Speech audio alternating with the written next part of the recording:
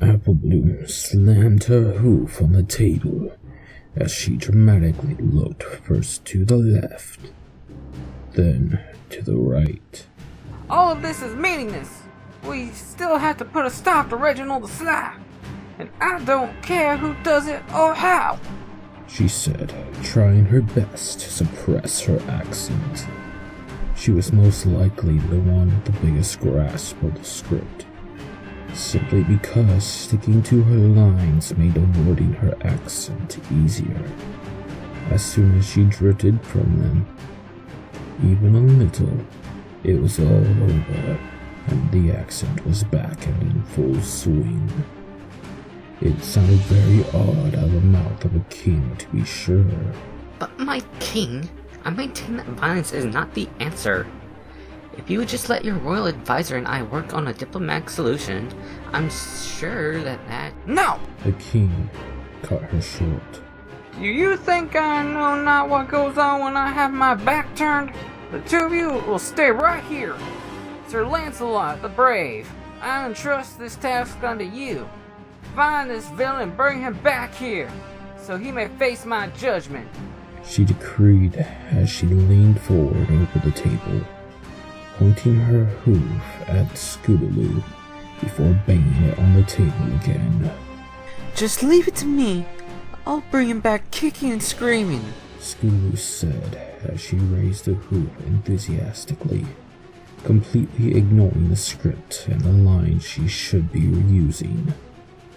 Fortunately, it came down to much the same thing, which was probably the only reason the Phillies couldn't hear Cheerilee grinding her teeth all the way out on stage.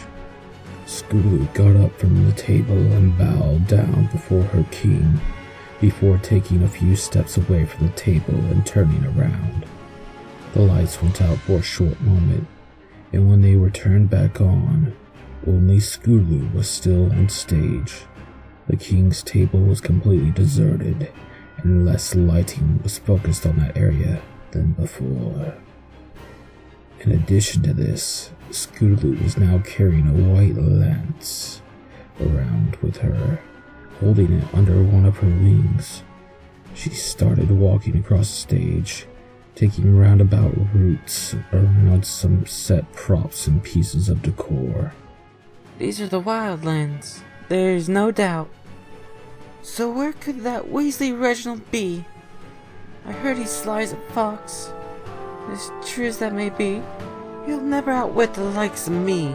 Speaking thusly, Sir Lancelot came up to a part of the stage that quite obviously represented a mountain with a mine entrance leading into it. The backdrop of the decor served as a mountain, while the shallow mine entrance was more of a little building on stage, and expertly made. A small, hooded figure suddenly emerged on the scene, wearing black robes. His face was hidden by the hood, but anyone could deduce it was Snips, based on his height and the simple process of elimination.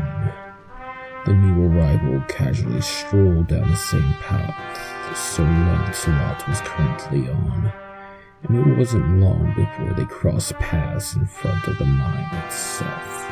Halt! By order of the king, Sir Lancelot, I've come to put an end to Reginald the Sly. Are you he? Cheerilee said louder than was necessary, even during a play. Oh no, noble knight. I am but a simple hermit, living in the mountains yonder. The robed figure replied as he motioned towards the mountains in the distance. Cheerilee scoffed at this and raised her chin. A little thing such as you would indeed have not much been of a challenge. You look like you can hardly stand upright during a gentle summer breeze. Now tell me quick, simple soul. If I wish to find this Reginald, where should I go? Ah, you are indeed fortunate, Sir Knight. The villain you seek has his lair in this very cave. The robed pony motioned at the mine entrance with a nod of his head. In there? You're sure of this? the brave knight asked as she peered inside. Of course. Would I lie? You might have to leave your lance behind, though. A lot of narrow passages down there, eh? The filly threw the stranger a few scrutinizing glances, then looked straight at the audience and shrugged. She placed her lance against the rocks outside and approached the entrance.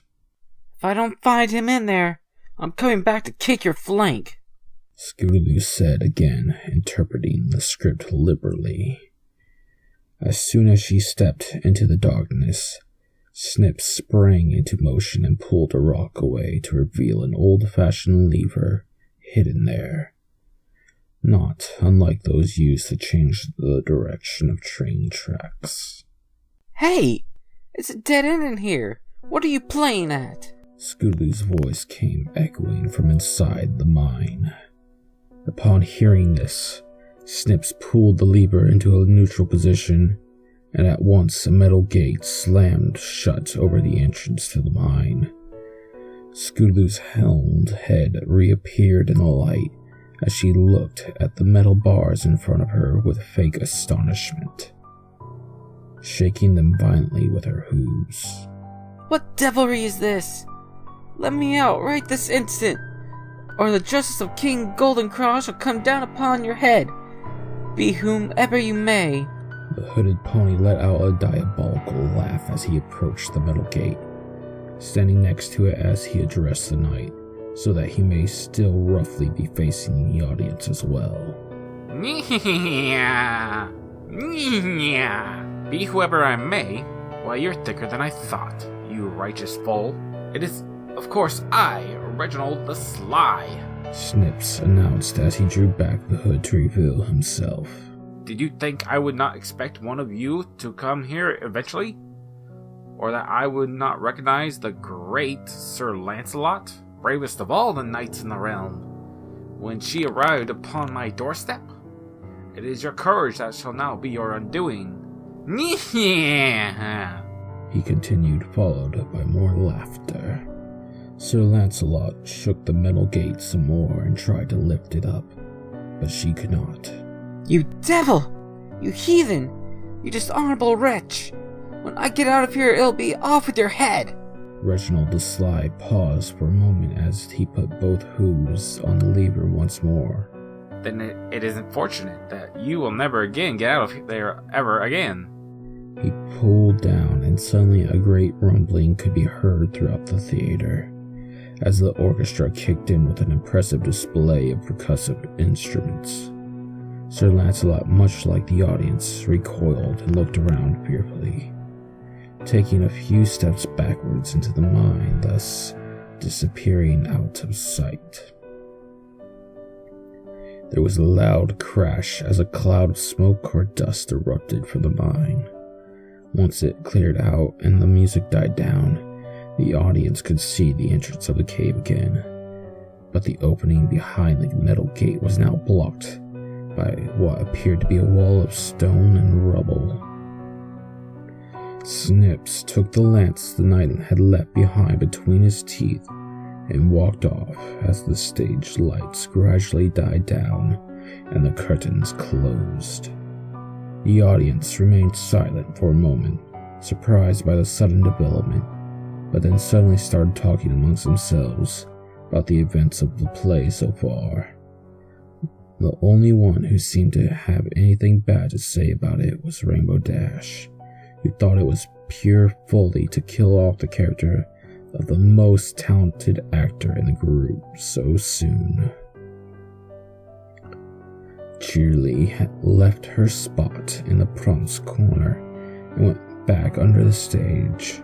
She headed in the direction of the faint banging noise, towards the part directly under the mine. She couldn't help smiling at the thought that everything she had worked for all these months was finally about to pay off, and memories of how it had all started involuntarily flooded her mind.